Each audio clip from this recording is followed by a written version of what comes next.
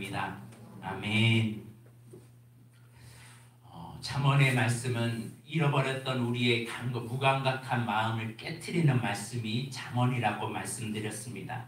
지난 시간에는 진짜 가정이 뭐냐, 가정에서 신앙생활이 뭐냐라는 것을 말씀해 줍니다. 아무리 가정 안에 하나님을 예배한다고 하는 것은 있어도, 재물이 많고 제사 드릴 능력이 있어도 다투는 가정은 하나님이 기뻐하지 않는다는 사실입니다. 하나님을 경외하는 가정은 다투는 집보다 화목한 집을 원하시고, 또 하나님을 경외하지 않는 사람은 슬기로운 종이 오히려 부끄러운 아들보다 더 낫다라는 것을 말씀합니다. 그래서 우리는 늘 좋은 말, 바른 말, 깨끗한 말을 하는, 그래서 분을 그치고 노를 그치는 사람이 되어야 한다는 것을 말씀했습니다. 그런데 이 길이 쉽지 않기 때문에 하나님은 도가니는 은을, 풀무는 금을 연단하여서 여호와는 마음을 연단하듯이 우리를, 하나님을 자꾸 두들겨 주십니다. 그리고 자꾸 우리를 녹여요. 새롭게 빚어서 우리를 연단하십니다.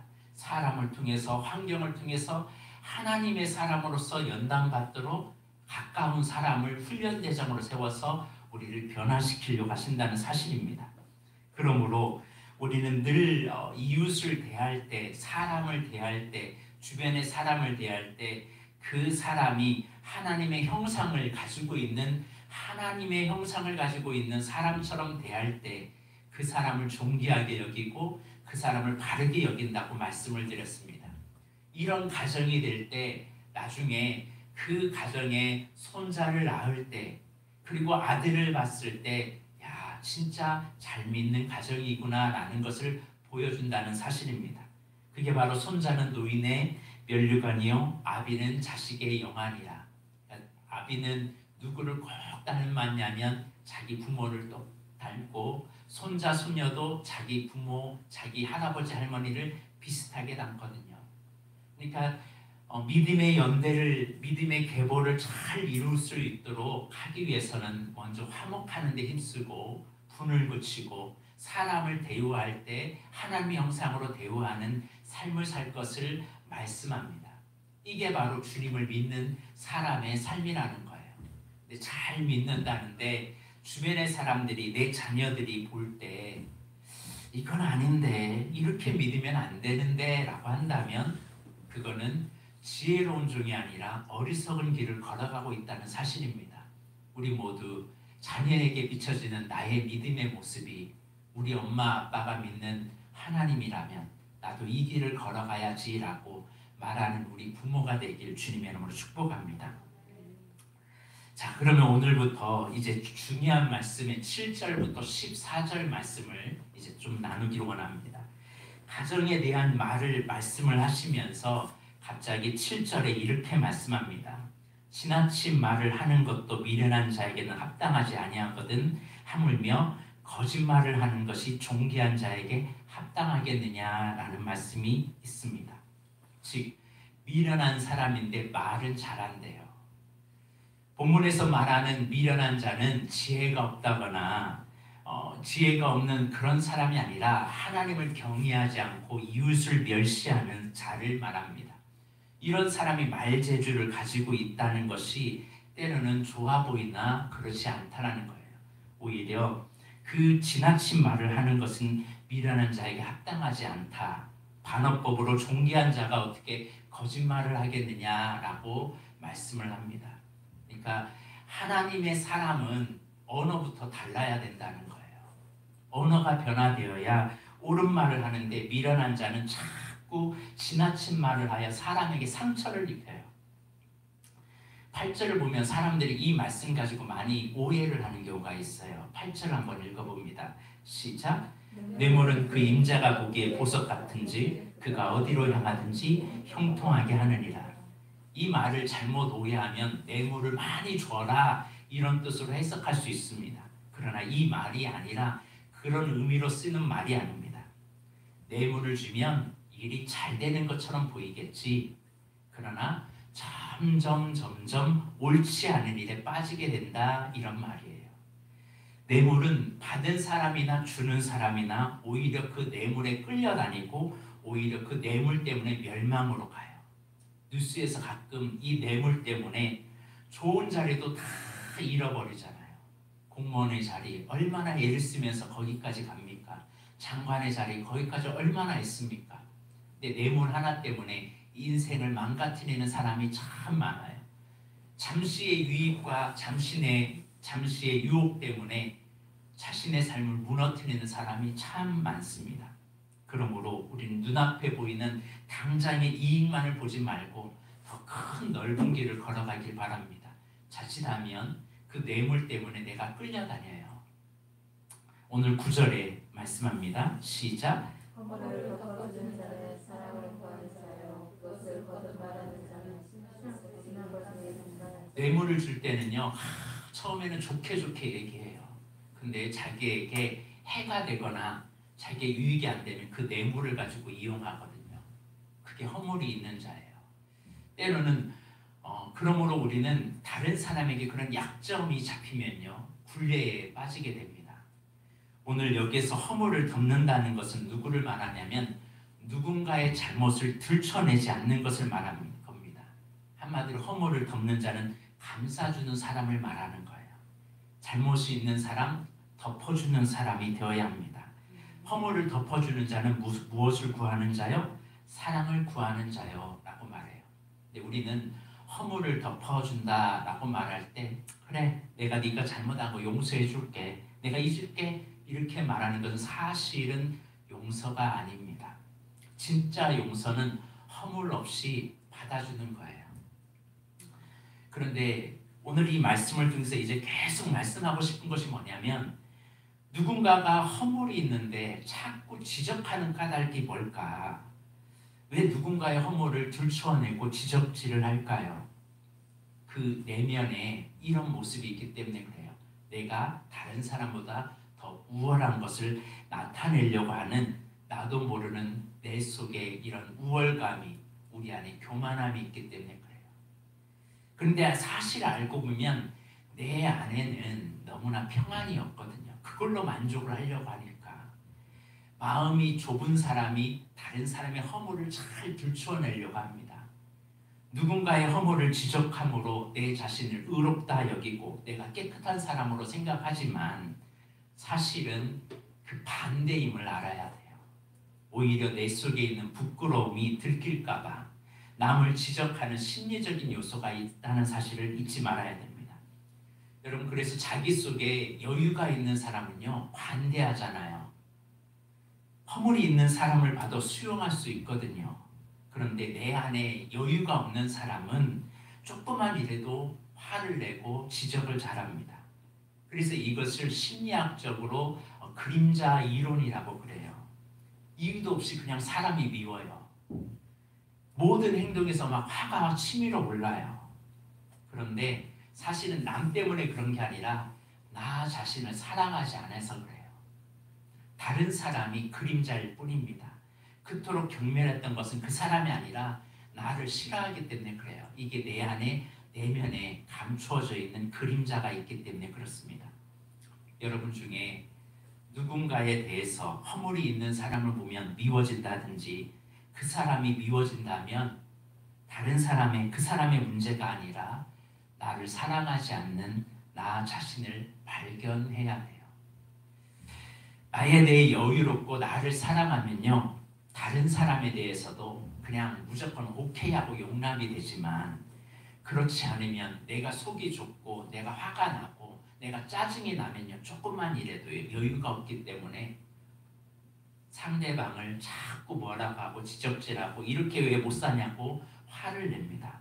한마디로 나 자신을 미워하는 것 때문에 생긴 일입니다. 그러므로 오늘 저와 여러분은 누군가의 허물을 용서하기 전에 나를 사랑할 줄 아는 저와 여러분이 되었으면 합니다. 사람이 기분이 좋으면 다 용납이 되잖아요. 안 그래요? 네, 내가 오늘 무슨 큰 기쁜 소식이 있으면요, 막 어떤 일이 일어나도 다 용납이 돼요. 집안이 엉망이 돼도 다 웃을 수 있어요. 그런데 그러지 않고 내가 속이 좁아지면 매사가 짜증이 날 수밖에 없습니다. 그러므로 오늘 허물을 덮는 자는 사랑을 구하는 자요라고 그러잖아요. 그러면 내가 나를 사랑할 줄 아는 사람이 되어야 할 줄 믿습니다. 따라서 하겠습니다. 나 자신을 사랑하겠습니다. 나 자신을 사랑하겠습니다. 그러니까 나 자신을 사랑하지 못하면 그 누구도 사랑하지 못해요. 그 누구도 덮어주지 못합니다. 그래서 하나님 앞에 나의 마음이 넓어질 수 있도록 나를 사랑하는 이 따뜻함이 여러분 안에 넘치길 주님의 이름으로 축복합니다. 후반에 보니까 그 다음에 9절 후반에 보니까 그것을 거듭 말하는 자는 친한 것을 이간하는 자니라 라고 말씀하고 있습니다. 덮어주는 사람이 되어야 되지 쌓아두었다가 지난 일을 계속 말하고 누군가의 허물을 계속 이야기하는 사람이 있으면 그 사람은 모든 사람과의 관계가 다 끊어집니다. 그러니까 우리는 이전의 과거의 일을 마음에 담아두지 말아야 됩니다. 아멘. 그러니까 거듭 계속 잘못된 것을 계속 말하면 친한 것이라도 어떻게 돼요? 이간시키는 자가 된다는 거예요. 관계가 끊어진다는 거죠. 허물을 덮어주는 사람이 되어야 된다. 그게 9절의 말씀입니다. 그런데 10절에 이 허물을 덮어주는 사람이 있는 반면에 그러지 않은 사람이 있어요. 10절을 보겠습니다. 시작. 한마디 말로 총명한 자에게 충고하는 것이 매 100대로 미련한 자를 때리는 것보다 더 깊이 박히느니라. 총명한 자는 누군가의 충고를 들을 때 변화하려고 합니다. 하지만 미련한 자는 아무리 말을 해도요 자신이 변화를 하려고 않아요. 나는 안 변하려고 하면서 다른 사람을 바꾸려고 하는 사람이 있어요. 그런 사람을 성경은 뭐라고 하는 줄 아세요? 미련한 자라고 말해요. 나는 바뀌지 않으면서 다른 사람만 바꾸려고 할 때, 이런 사람은 심지어 매일 100대를 때려도 내가 왜 맞는지 알지를 못해요. 그래서 충고를 할 때도요, 충고를 받아들일 사람인지 아닐 사람인지 늘 그것을 알고 해야 됩니다. 미련한 자는 매 100대를 때려도 사람을 바꿀 수 있는 미련한 사람은 매 100대를 맞으면서 뭐라고 하냐면 몇 대 더 맞고 그냥 견디지 뭐 이렇게 견딘다는 거예요. 그래서 9절과 10절이 연결되어 있는데 허물을 덮어주는 말은 잘못 그 자체를 묵인하는 말이라 때로는 이 총명한 자에게 충고해 줌으로 그를 바꿀 수 있다는 겁니다. 마찬가지 예수님께서 가늠하다 현장에 잡힌 여자를 발견했습니다. 그리고 사람들은 돌로 쳐서 죽이려고 합니다. 그래서 죄 없는 자가 돌로 치라 하고 예수님과 그 여자와 둘이 단둘이 섰습니다. 그때 예수님께서 이런 말씀을 하셨죠. 나도 너를 정죄하지 않는다. 그리고 나서 한마디 충고하십니다. 다시는 죄를 짓지 말라. 아마 다시는 죄를 짓지 말라 이 말이 이 여인에게 깊이 박혔을 거예요. 이런 충고는 괜찮다는 거예요. 그런데 어떤 사람에게는 아무리 말을 해도 이해를 못해요. 그리고 자기의 문제를 보지 못하고 다른 사람의 문제만 보는 그런 미련한 자가 있을 때는 충고하는 사람이 오히려 보복을 당합니다. 너는 얼마나 잘하는지 한번 보자. 이렇게 된다는 거예요. 그래서 이런 것을 분별할 줄 아는 우리 성도들이 되었으면 합니다. 11절을 보겠습니다. 시작.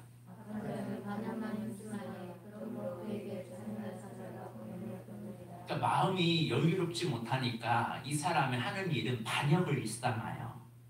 악한 자는 늘 대들려고 해요. 충고하는 사람 나를 사랑하는 사람이에요. 나를 미워하는 사람이에요.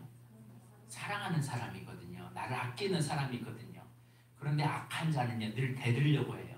허물을 덮어주려고 해도 내가 뭘 잘못했는지 하고 막 덮으려고 해요. 그러니 그런 사람 그렇게 반역을 일삼려고 반역만 하고 늘 대들려고 하는 사람이 있으면 그런 사람에게 뭐가 있을까요? 그래서 오늘 11절에 그런 사람에게 잔인한 사자가 보냄을 받으리라 라고 말해요. 그런 사람에게 잔인한 사자를 만난다는 거예요.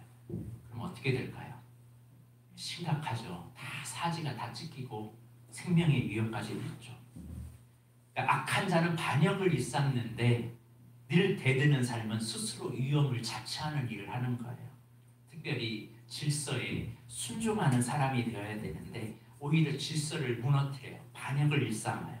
이 일을 하나님은 무척 싫어하십니다. 자, 12절을 보겠습니다. 시작.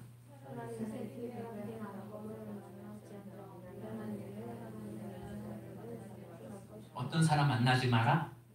미련한 자 만나지 마라. 미련한 사람과 같이 어울리면 너도 미련하게 되고, 그 미련한 자와 같이 있으면 너도 반역의 길에 너도 서게 되다가 너도 잔인한 사자를 만나게 된다. 심지어 암곰을 만나게 된다. 이 암곰이 그 어떤 암곰이냐면 자기 새끼를 빼앗긴 암곰이래요.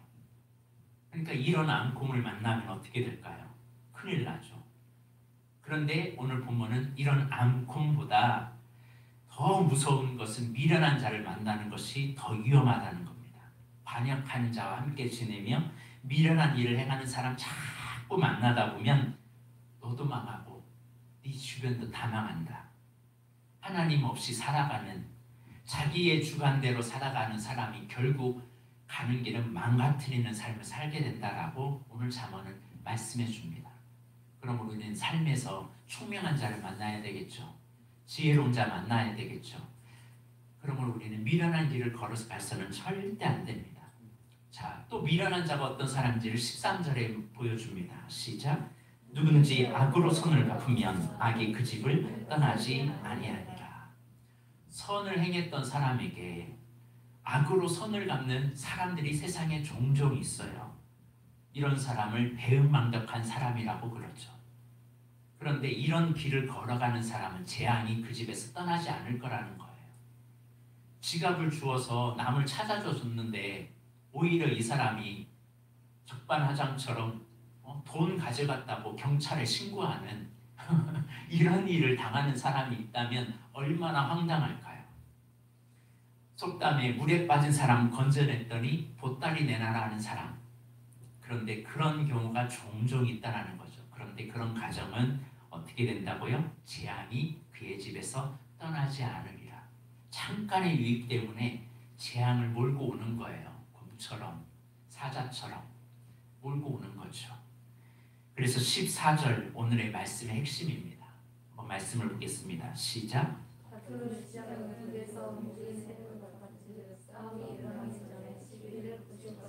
그러니까 오늘 잠언에서 특별히 이렇게 쭉 이야기하면서 이거 얘기하려고 지금 쭉 이야기한 거예요. 다툼의 시작은 북에서 물이 새는 것 같다라고 말씀합니다. 댐에 작은 구멍이 조그만 금이 났는데 물이 조금씩 흐르는 거예요. 별거 아닌 것 같은데 그런 것으로 다툼이 시작된다는 거예요. 딱 볼 때는 물이 흐르네 라고 하는데 다툼의 시작은 지극히 사소한 것에서 시작해요. 부부싸움을 보면요. 어떤 것으로 시작돼요? 정말 남들이 보면 웃고 넘어갈 일이죠. 남들이 보면 정말 야 그런 거 가지고 싸우냐라고 하는 것 가지고 시작을 해요. 왜 날 무시하냐 이거죠. 왜 날 깔보냐 이거죠. 그렇게 느꼈다는 거예요. 그런 감정이 생겼다는 거예요. 그런데 그 시선 때문에 그것이 폭력으로 바뀌게 됩니다. 그런데 오늘 본문에 보면 싸움이 일어나기 전에 시비를 그칠지니라 라고 해요. 사소한 것을 따지기 시작하는 것. 그러니까 따지면 싸움을 일어나요. 그러니까 따라서 하겠습니다. 따지지 맙시다. 따지는 순간에 싸움이 일어나요. 사소한 것을 왜 그랬나 능등하면서 그게 시작이 다툼의 시작이고 이것이 갈등이 일어나면서 따지기 시작하니까 막 폭력이 일어납니다. 시비를 그친다는 것은 따지는 것인데 왜 사람들이 따질까요? 나의 옳음을 입증하기 위해서 또 때로는 상대방에게 모욕을 주기 위해서 따지거든요. 이런 복수심을 멈추라는 거예요. 이거 멈추지 않으면 오히려 너에게 잔인한 사자가 올 거고 새끼 빼앗긴 암곰을 만날 것이다 라고 말해요. 무서운 거죠. 따지는 것이요 엄청나게 무서운 거예요. 근데 우리의 삶에서 일상상에 얼마나 따지기를 우리가 좋아합니까? 그런데 그 결과는 누가 맛보아요? 내가 맛보아요. 오늘 좀 말씀의 정리를 합니다. 오늘 말씀에서 다툼과 시비를 그쳐야 된다고 말합니다. 그것이 오히려 삶을 윤택하게 만드는 길이다. 그게 바로 화목한 가정이 가는 길이다. 그게 바로 사람을 온전하게 세워가는 길이다 라는 겁니다.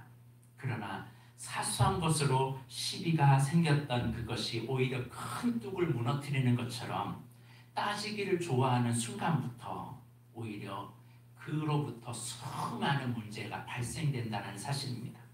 그러므로 우리는 허물을 덮어주는 사랑을 구하는 믿음의 자녀가 되어야 할 줄로 믿습니다. 하나님의 충고를 받아들이고 나를 품는, 나를 사랑하고 나를 포용력을 가질 수 있는 사람이 되도록 기도하는 오늘 저와 여러분이 되었으면 합니다. 특별히 오늘 기도할 때 내 안에 어둠의 그림자가 있거든요. 내 안에 어둠의 그림자 때문에 다른 사람을 용납 못해요. 다른 사람을 포용하지 못해요. 내 마음이 좁기 때문에. 그러니까 다른 사람의 잘못을 보면 내 마음이 너무 좁기 때문에 그거를 이해를 못해요. 그러나 이제 내 안에 허물을 덮을 수 있는 넓은 큰 마음을 내게 달라고 기도하는 저와 여러분이 되었으면 합니다. 남을 지적하기를 좋아한다면 내 안에 나를 들여다봐야 돼요. 나를 더 넓히십시오. 잠시의 이득이 있다고 편한 길을 걸어간다고 그 길을 가기 위해서 뇌물을 사용하는 것은 얼마 지나지 않는 것처럼 다시 너에게 부메랑으로 돌아온다라고 오늘 본문은 말씀해 줍니다. 한마디로 지적질하는 너 다시 부메랑으로 너에게 돌아올 거야. 그러니까 오히려 품어줘. 너의 마음에 허물을 덮는 사랑을 구하는 자가 되어라. 오늘 본문에서 말씀하고 계십니다. 세 가지를 놓고 우리가 기도했으면 합니다. 첫째는 하나님 내 안의 허물, 나를 나 자신을 용납하지 못하는 어느 순간에 나를 사랑하지 못하는 나 자신을 보게 됩니다. 그러니 남의 허물이 보여집니다. 그 허물을 덮을 수 있는 넓은 사랑의 은사가 내 안에 있게 하여 주옵소서. 오늘 이것을 놓고 기도했으면 합니다. 또한 두 번째는 하나님 내 안에 자꾸 다투려고 합니다. 자꾸 내 안에 시비를 일으켜서 따지려고 하는 우리 안에 이런 마음이 있습니다. 하나님 이것이 오히려 나에게 암콤을 몰고 오고 잔인한 사자를 몰고 오고 있는 줄 몰랐습니다. 이것이 오히려 친구 관계를 다 깨트리고 과거에 있었던 일까지 다 들추어내어서 서로가의 관계를 아예 깨버리는 우리의 삶을 살았습니다. 이제 이 삶, 내 삶에서 완전히 제거하게 하여 주옵소서. 오늘 이 모습을 놓고 기도하길 원합니다.